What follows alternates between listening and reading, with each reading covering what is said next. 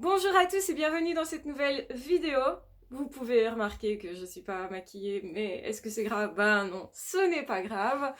Donc on va faire comme ça, puisque la vraie vie, c'est ça aussi. Et c'est important de montrer la vraie vie plutôt que de se comparer peut-être à des personnes qui sont toujours comme ça, pleines de maquillage ou de filtres ou de je sais pas quoi. On s'en fout, on est comme on est et c'est très bien comme ça. Aujourd'hui, je voulais vous parler d'un truc super important qui est le fait justement d'accéder à nos demandes intérieures. Donc c'est-à-dire que je pense sincèrement qu'on peut pas vraiment avoir une belle estime de soi, qu'on peut pas vraiment avoir une vie qui soit épanouissante si on ne s'écoute pas et si on ne se répond pas. Je vais expliquer. Donc en fait, ce que je veux dire par là, c'est que je vois beaucoup de personnes qui vont dire ah, je voudrais avoir plus confiance en moi, plus d'estime de moi. Et en fait, ces personnes-là, elles ne s'honorent pas, elles ne font pas des choses qui vont vers elles-mêmes, qui en fait, quand elles se disent tiens, j'ai envie de ça, et parfois c'est des petits trucs tout bêtes, ça peut être j'ai envie d'écrire avec tel stylo plutôt qu'avec tel autre, parce que celui-là vraiment, c'est agréable d'écrire avec. Et donc, bah, je prends pas la peine d'aller chercher ce stylo-là plutôt qu'un autre, alors qu'en fait, avec celui-là, bah, je sais pas, j'écris mieux, ça me crée un petit plaisir. Mais le petit plaisir, il semble tellement petit que finalement on se dit bah c'est pas important.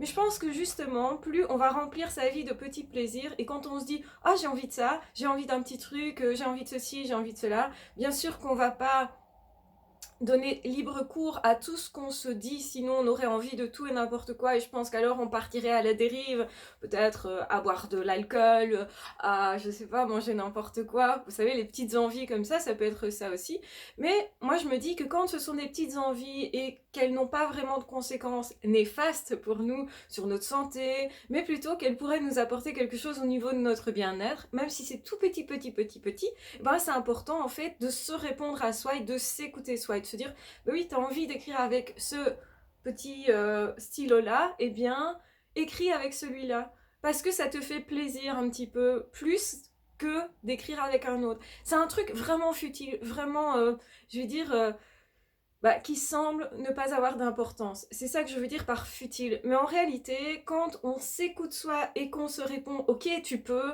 je te donne la permission de d'accéder à ton désir, eh bien, je pense que c'est important parce qu'on se répond. Je pense que c'est pas vraiment le fait de faire ceci ou faire ça qui va être important, c'est juste le fait de se dire ton désir à toi, il est important pour moi. Et je pense qu'on peut pas s'aimer sans faire ça. Qu'il y a vraiment quelque chose d'anormal de se dire j'ai envie de ça mais c'est rien, je me le donne pas. Quand on n'a pas vraiment une bonne estime de nous et de tout ça, on va pas aller dans le sens de je m'écoute déjà, je prends conscience de peut-être il y a un petit truc qui me ferait plaisir, je sais, je connais en plus ce petit truc là, mais je ne donne pas libre cours à ce désir là. Alors je sais qu'il y a parfois c'est pas possible, si vous êtes au boulot et que vous vous dites ah j'ai envie de me promener dehors et tout et que votre patron ne vous autorise pas et que vous risquez de perdre votre boulot, eh bien c'est peut-être mieux de ne pas le faire parce que les conséquences pourraient être néfastes en fait pour vous. Et c'est ce que je disais tout à l'heure, tant qu'il n'y a rien de néfaste, vous pouvez donner libre cours à votre désir. Je parlais aussi des addictions, et bien effectivement là on va avoir ce désir, je pense que c'est plus un désir qu'un besoin, même si on va sûrement confondre, et à ce moment-là, en fait, ce qui se passe, c'est que c'est néfaste. Donc, ne faites pas des choses néfastes pour vous. Je pense que l'amour de soi, c'est aussi veiller à sa sécurité, veiller à ce que ce qu'on fait, même si c'est un petit machin, ça soit quelque chose de positif pour nous, qui améliore notre vie et pas l'inverse, en fait.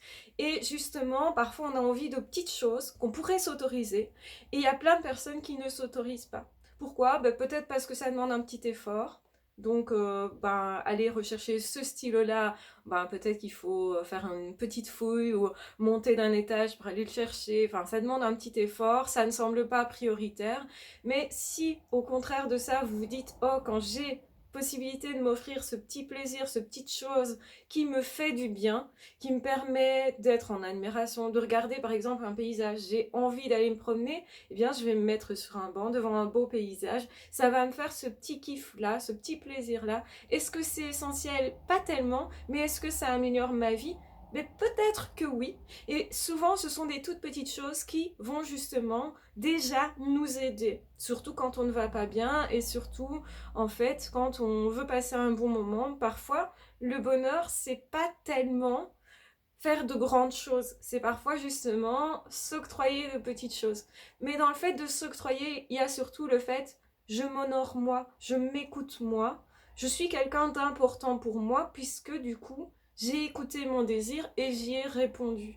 Je pense que ça, c'est essentiel. C'est pas vraiment le désir qui est essentiel, c'est plutôt de s'offrir un moment de paix, parce que c'est important dans la vie, d'avoir des instants de paix, même des instants de silence, des instants de rien, des instants où juste il y a quelque chose de plaisant, d'agréable, et on se le donne. On se le donne parce qu'on le mérite. Parce que intérieurement, si effectivement on se le donne, c'est qu'on pense le mériter. C'est que d'une certaine façon, c'est de l'amour pour soi. Voyez la subtilité du truc, je pense que beaucoup de personnes finalement œuvrent contre elles-mêmes. Ils vont boire un coup de trop, c'est rien. Ils vont se faire mal, se blesser parfois, ils vont se dire oh c'est rien. Il y a des personnes comme ça qui ne font pas attention à leur corps, à leur bien-être, à leur état d'esprit. Ils vont se dire oh je déprime un peu mais c'est rien. Je vais faire comme si ça n'existait pas. Et plus vous faites comme si ça n'existait pas, et plus le message que vous vous donnez, c'est je ne m'aime pas, je ne suis pas assez important pour m'occuper de moi finalement.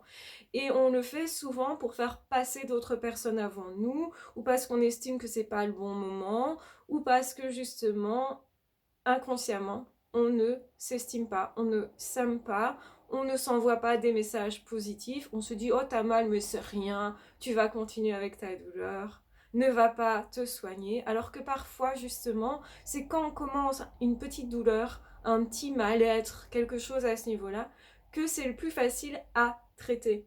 Donc plus on va laisser perdurer ça à travers les années, moins ça va être facile à traiter parce que justement on ne saura même plus pourquoi on souffre, pourquoi on a mal, de quoi ça vient.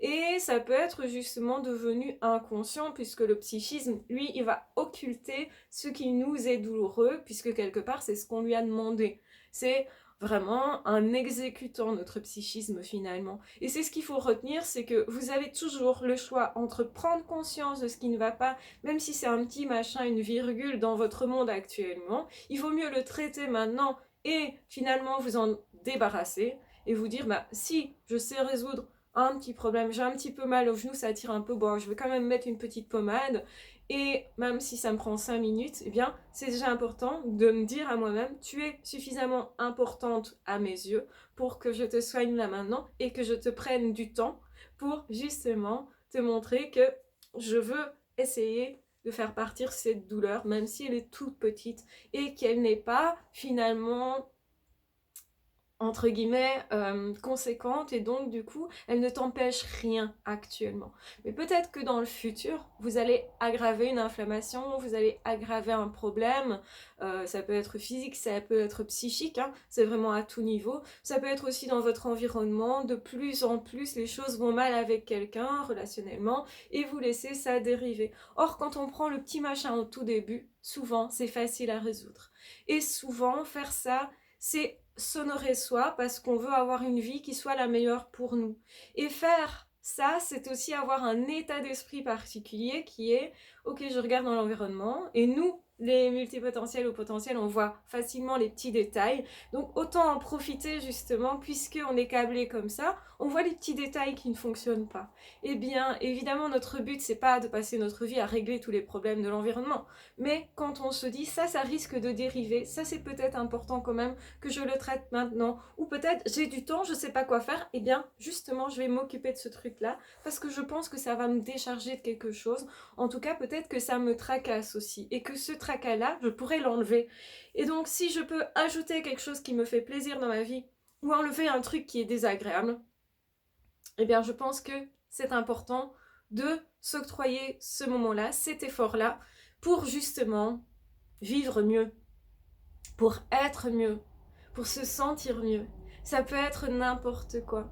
Aujourd'hui, je ne me suis pas maquillée, mais il est possible que tantôt je me dise « Ah, ça pourrait me faire plaisir de me maquiller ». c'est pas une corvée, c'est l'inverse. Je le fais pas pour les autres, je le fais pour moi. J'ai envie peut-être, je sais pas moi, de sortir à l'extérieur, de voir quelqu'un. Moi, je vais peut-être avoir envie d'être maquillée à ce moment-là parce que je me sentirais peut-être mieux dans ma peau ou parce que simplement, ça sera un moment de soin que je me fais à moi, qui est du coup un moment de plaisir fait pour moi.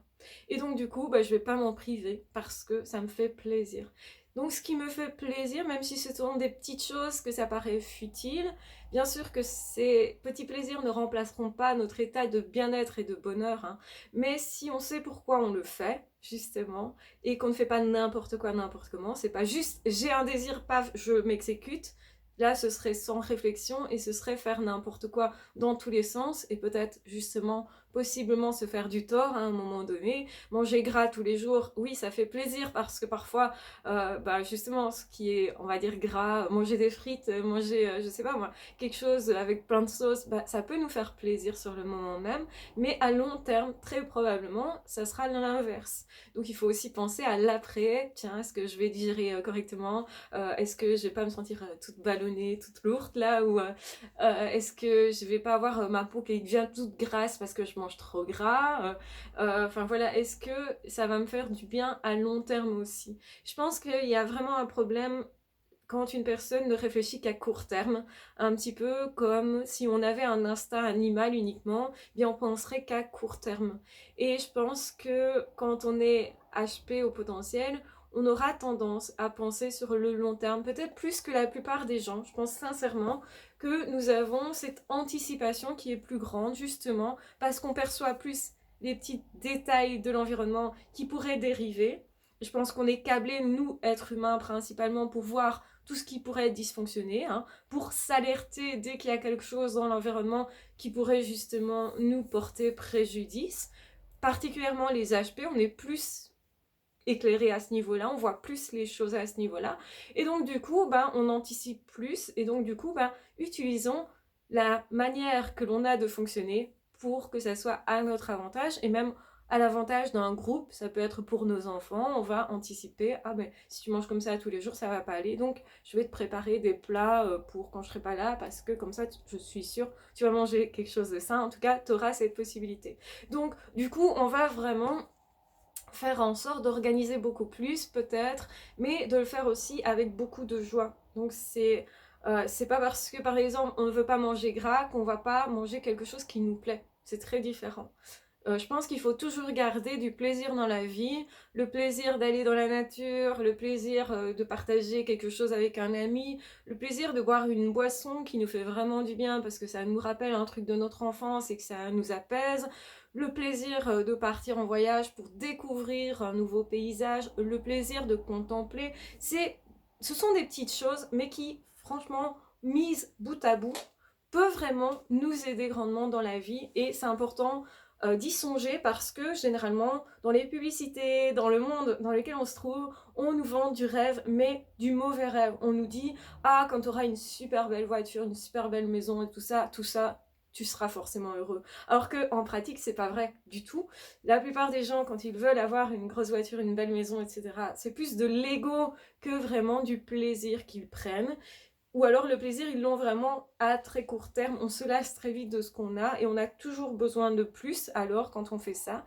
Et le risque, c'est ça aussi, c'est de se dire j'essaye de me remplir de l'extérieur et je passe pas mon temps à me poser la question mais qu'est-ce qui me remplirait vraiment à l'intérieur? Qu'est-ce qui est essentiel pour moi? Quelles sont les petites choses qui souvent sont gratuites d'ailleurs que je pourrais me donner, du coup à n'importe quel âge, que j'ai de l'argent ou pas, que je sois dans n'importe quelle circonstance, eh bien, il y a des choses que je pourrais me donner, je pourrais m'apporter. Déjà, une parole bienveillante, un regard bienveillant sur moi, tout ça, ça va me faire du bien et c'est conséquent. Parce que si c'est répété, eh bien, ça va changer fondamentalement votre vie. Donc, pensez-y. Et je pense vraiment que c'est essentiel et qu'on ne met pas assez de valeur là-dessus parce qu'on pense que le bonheur c'est autre chose. On pense que le bonheur c'est faire un grand voyage, épater tout le monde et aller dans des endroits de rêve. Et puis on pense aussi que le bonheur c'est forcément tomber amoureux, etc. Ou on pense que le bonheur c'est vivre dans, je l'ai dit, dans le luxe en fait. Hein, qu'on sera heureux que quand on sera riche par exemple. Ou qu'on sera heureux quand on aura des tas d'amis et que tout le monde nous admirera et que plus personne ne nous critiquera. Et en fait, tout ça, c'est du vent. On va le dire sincèrement, c'est du vent. Non pas que l'amour ne soit pas important, non pas que partager avec des gens ne soit pas important, mais c'est important de s'aimer soi. On a davantage besoin de l'amour de soi, du regard sur soi positif, que du regard des autres sur soi positif, parce que c'est pas ça qui va nous remplir. On ne se remplit pas de l'extérieur, mais de l'intérieur, et c'est important de le rappeler. Et nous qui avons une certaine intériorité, je pense aussi que c'est un avantage pour être heureux. Et donc, comprenez bien que si vous arrivez à vous aimer, ça ne vous empêche pas d'aimer les autres, ça ne vous empêche pas de partager, ça ne vous empêche pas d'être admiré ou de briller, mais vous n'en aurez pas besoin. Et c'est important de comprendre que plus vous aurez besoin des autres pour vous remplir, ou de l'extérieur pour vous remplir, ou de richesse pour vous remplir, ou de, je ne sais pas moi, de réussite pour vous remplir, et moins vous risquez d'être heureux. Plus vous serez vous rassurez et vous vous direz j'ai réussi, alors qu'en fait à l'extérieur ça brille pas forcément, ça a forcément pas toujours du sens pour les autres parce que vous vous direz j'ai réussi ça et avant j'y arrivais pas, c'est une réussite qui m'est personnelle, intérieurement je m'en félicite, donc je goûte cette réussite, mais j'ai pas forcément besoin que les autres me félicitent.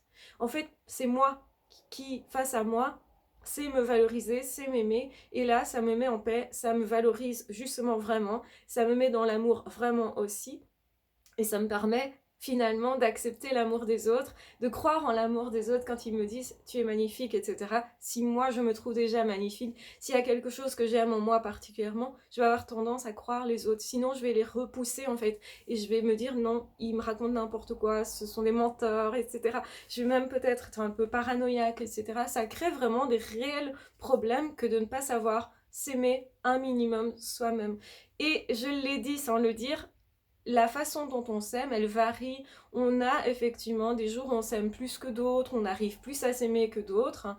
Mais justement, c'est un travail à faire de tous les jours, de tout instant, sur comment je me traite moi quand j'ai envie de quelque chose ou quand quelque chose est ressenti, une douleur, etc. Comment je me traite moi, me montre à moi comment je m'aime moi. Et c'est important d'avoir un comportement qui est en accord avec ce qu'on se dit. Si je me dis je m'aime mais que je me traite mal, ben forcément je peux pas croire à cet amour-là et je peux pas le ressentir. Et c'est le ressentir qui va changer votre vie.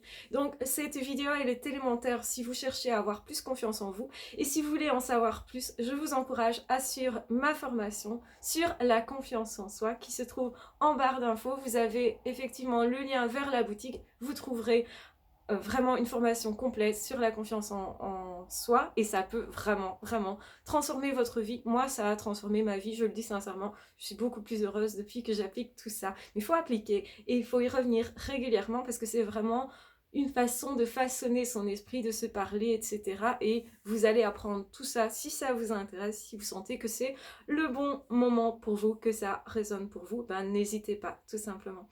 Je vous embrasse bien fort, je vous aime très fort. Vous connaissez la chanson, je suis en train de faire un défi. Tous les jours, je fais un contenu. Donc, eh bien, je continue et eh bien, on se retrouve demain. Du coup, voilà, je vous embrasse bien fort, je vous aime très fort. Ah, ciao, bye bye.